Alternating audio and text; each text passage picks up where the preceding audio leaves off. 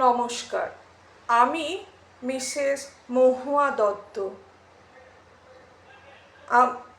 আজকে আমি আপনাদের পড়ে শোনাবো প্রিয়ঙ্কর চক্রবর্তীর লেখা সিংহকেতুগড়ের রহস্য। সন্ধেবেলা অফিস থেকে ফিরে টিভিতে বাংলা ছবি দেখছিলেন গোবেচারা শখের গোয়েন্দা শ্রী বঙ্কুবিহারী বটব্যাল।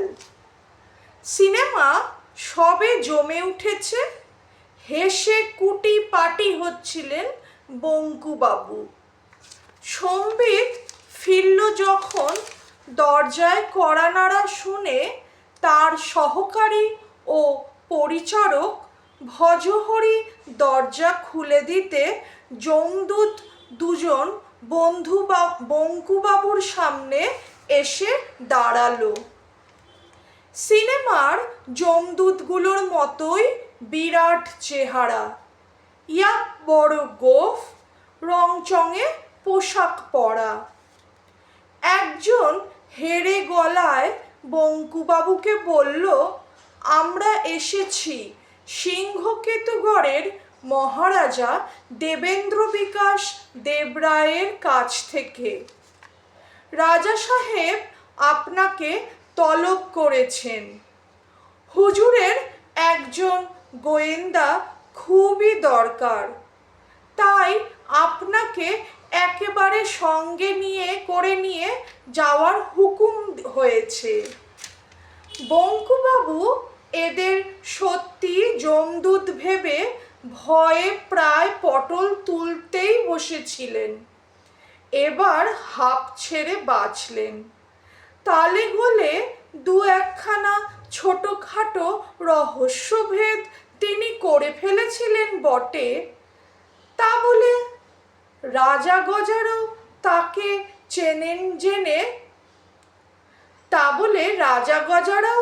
চেনেন জেনে একটু গর্ব হচ্ছিল। ভয় পাওয়ার ব্যাপারটা লোক দুটোকে বুঝতে না দিয়ে একটু গম্ভীর হয়ে বললেন, দেখো বাপু, এখন একটু ব্যস্ত আছি, সামনের সপ্তাহে না হয় ভেবে দেখব। তোমরা আমার সহকারীর কাছে মহারাজার ঠিকানা বরং দিয়ে যেও।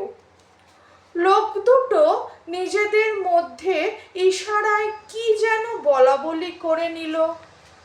তারপর একজন ভজহরির দিকে আর একজন বঙ্কুবাবুর দিকে এগোলো।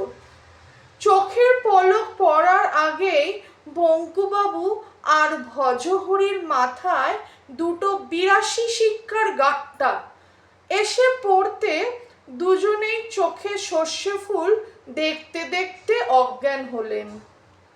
জ্ঞান ফিরতে বঙ্কুবাবু দেখলেন একটা পেল্লাই ঘরে বসে বড় একটা আরাম কেদারায় শুয়ে আছেন।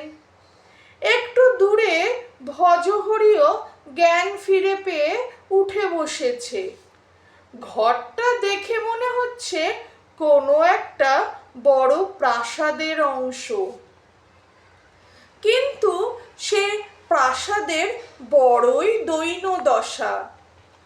অনেক কাল কোনো মেরামত হয়নি বোঝা যাচ্ছে। দেওয়াল থেকে পলেস্তারা খসে পড়ছে, টিম টিম করে একটা আলো জ্বলছে। পায়ের শব্দ পেয়ে দরজার দিকে তাকালেন বঙ্কুবাবু।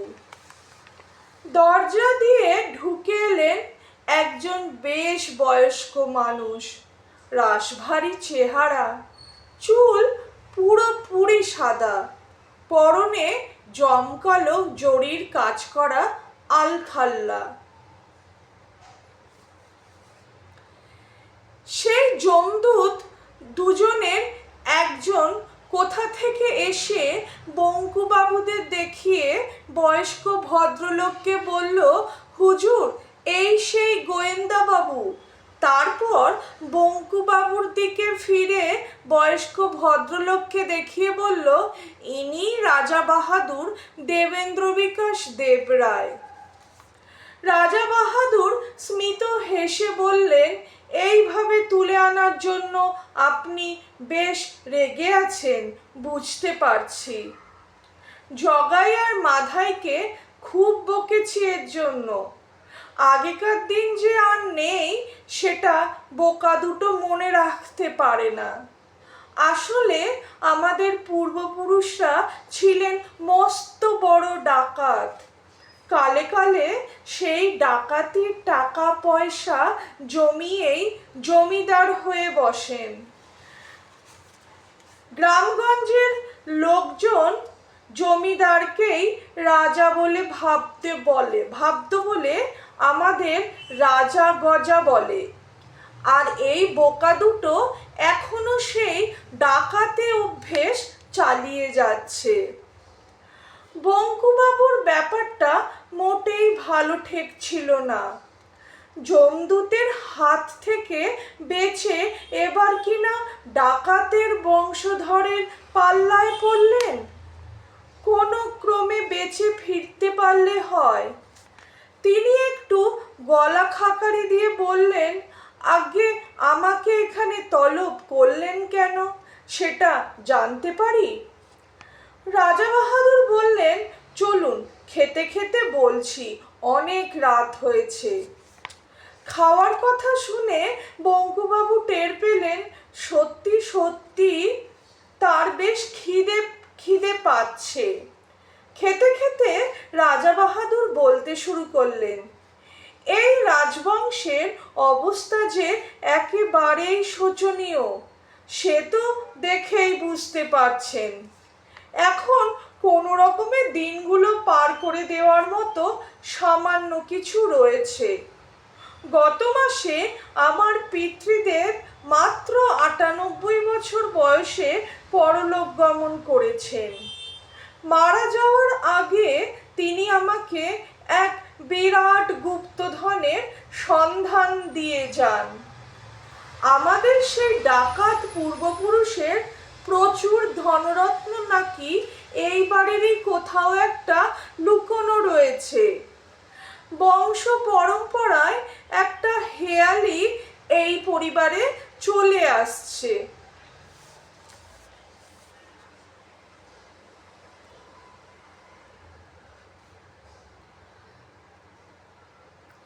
আমার পিতামহ মারা যাওয়ার আগে আমার পিতৃদেবকে এই হেয়ালিটা দিয়ে গিয়েছিলেন। তিনিও অনেক খোঁজাখুঁজি করেছিলেন, কিন্তু কিছুই পাননি। তাই মারা যাওয়ার আগে আমায় জানিয়ে দিয়ে গেলেন। আমারও যথেষ্ট বয়স হয়েছে, আমি না থাকলে এই হেয়ালি এবং গুপ্তধন দুটোই চিরতরে হারিয়ে যাবে। তাই আপনাকে ডেকে পাঠানো। আমার বুদ্ধিতে এসব কুলোবে না। এখন আপনি যদি এই হেয়ালি সমাধান করে গুপ্তধন খুঁজে বের করতে পারেন, তবে সিংহকেতুগড়ের উন্নয়ন হবে। এলাকাটা বড় গরিব, আশেপাশে একটা ভালো স্কুল নেই, হাসপাতাল নেই। আমার ইচ্ছে, যদি সত্যি কোনো গুপ্তধন থেকে থাকে, তাহলে এখানে একটা ভালো স্কুল আর হাসপাতাল তৈরি করা। ওই লুণ্ঠিত ধনসম্পদ একটা ভালো কাজে লাগলে আমাদের পূর্বপুরুষের পাপের বোঝা যদি কিছুটা হালকা হয়। কথা বলতে বলতে খাওয়া শেষ হয়ে গিয়েছিল। বঙ্কুবাবুর এখন আর রাজা বাহাদুর মানুষটিকে খুব একটা খারাপ লাগছিল না। শুতে যাওয়ার আগে তিনি বঙ্কুবাবুর হাতে একটা ভাঁজ করা কাগজ দিলেন। বললেন, অনেক রাত হয়েছে, আজ শুয়ে পড়ুন। কাল সারা দিনটা দেখুন। কালকের মধ্যে যদি গুপ্তধনের সন্ধান না পান, তাহলে আর আপনাকে আটকাবো না। বিশাল পালঙ্কে আগে বঙ্কুবাবু কাগজটা খুলে চোখের সামনে ধরলেন।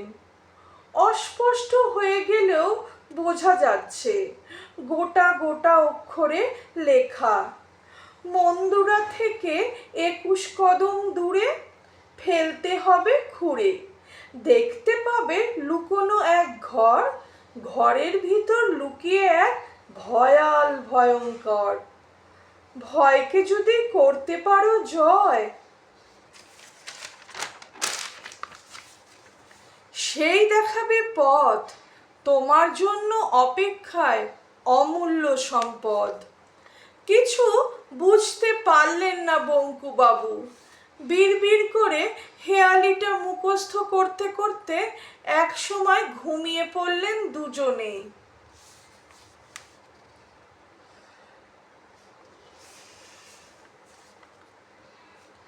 সকালে উঠে জলখাবার খেয়ে বঙ্কুবাবু আর ভজহরি বেরিয়ে পড়লেন রাজবাড়ি ঘুরে দেখতে।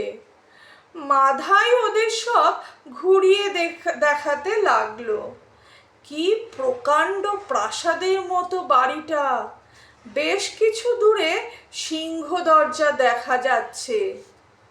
চওড়া বারান্দা পেরিয়ে ভিতরে ঢুকে প্রথমে বৈঠকখানা ঘর, তারপর বিরাট চাতাল, চাতালের চারদিকে অনেক ঘর। মূল বাড়িটার ডান দিকে বড় নাট মন্দির, তার এক প্রান্তে মন্দিরের গৃহদেবতার মূর্তি, বাড়ির পিছন দিকে আস্তাবল, আউট হাউস ইত্যাদি। এক সময় এই আউট হাউসের ঘরগুলো গম গম করত রাজবাড়ির কর্মচারীর ভিড়ে। এখন সব ভগ্নস্তূপ হয়ে পড়ে আছে। বাড়িটার বাদিকে একটা বাগান, সেটার অবস্থাও খুব ভালো নয়। পুরো বাড়িটার চারদিকে বেশ উঁচু পাঁচিল দিয়ে ঘেরা। সকাল সকাল গোটা বাড়ি তন্ন তন্ন করে খুঁজেও বঙ্কুবাবুরা কিছুই বুঝতে পারলেন না। কোথাও খুঁড়ে ফেলার মতো কোনো জায়গা চোখে পড়ল না। এই মন্দুরা বস্তুটা কি, সেটা না জানতে পারলে আর এগোনো অসম্ভব। এদিকে সময় শেষ হয়ে আসছে। দুপুরে খেতে বসে বঙ্কুবাবু রাজা বাহাদুরকে জিজ্ঞেস করলেন, আচ্ছা, এই গ্রামে কোনো ভালো বাংলা বা সংস্কৃতের মাস্টার মশাই নেই? রাজা বাহাদুর বললেন, পাশের গ্রামে এক বৃদ্ধ মাস্টার মশাই আছেন, তিনি খুবই পণ্ডিত মানুষ।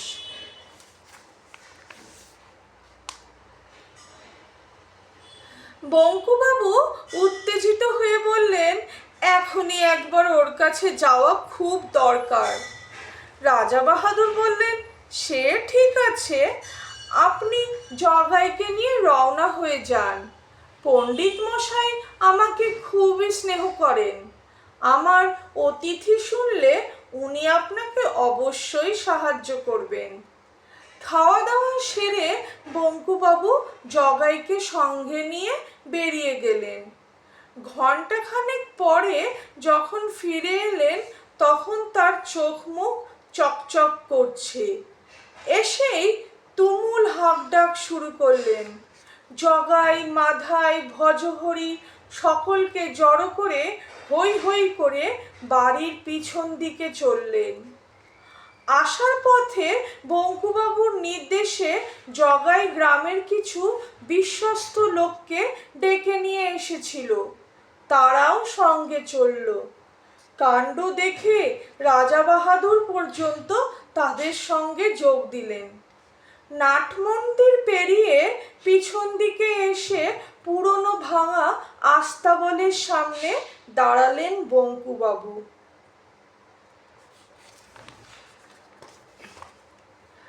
এখানেই আজকে গল্পটা ইতি করলাম। এর নেক্সট ভিডিওতে এই গল্পের শেষ অধ্যায় নিয়ে আসছি। এতক্ষণ আমার সাথে থাকার জন্য ধন্যবাদ।